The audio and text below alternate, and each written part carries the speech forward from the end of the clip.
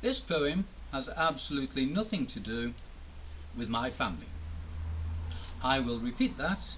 This poem has nothing to do with my family at all, sort of. It's called Blood E Relatives. "Hey up," said our mam to our dad. "I've just heard from cousin Prue. Her says we gotta go to club tonight. Them throwing us a surprise do." The pair of them pulled sour faces, mam looking most deranged. They'd been married for 40 years, with barely a pleasant word exchanged. All their 5 offspring were there, reading congrats cards and cracking jokes. Dad was downing pints of Worthington.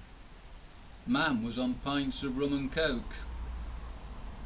Presents presented were of the useless sort, destined for the back of their loft.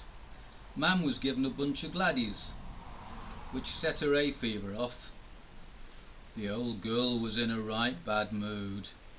Her speech was short and gruff.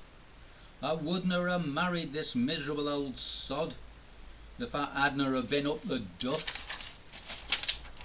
Dad was pissed off, and very pissed. He stared mam in the eye.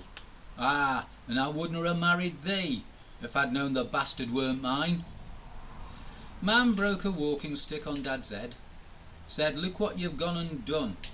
Our sister pushed Dad over the table, then everybody joined in the fun. Our Joe smacked brother John a belter, must have cracked his jaw.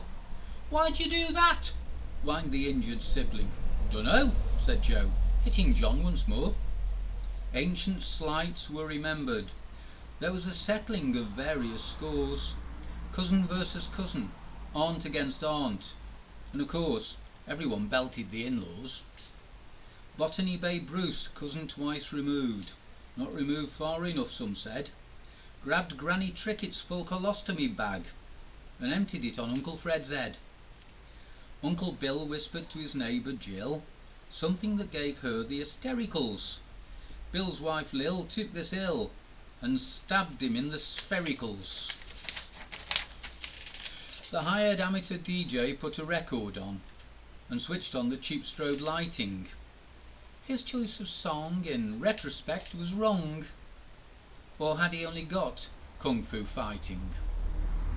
Broken tables and chairs, bodies and glass littered the function room floor. Still the family, in-laws and neighbours battled, even after the committee called in the law. The paramedics were the first to arrive, then the police with shields and stab vests. The crowd united against the constables. It took 8 hours to make an arrest. In the back of the Black Maria, Mam whispered lovingly in Dad's ear, "That party were bloody good, Duck.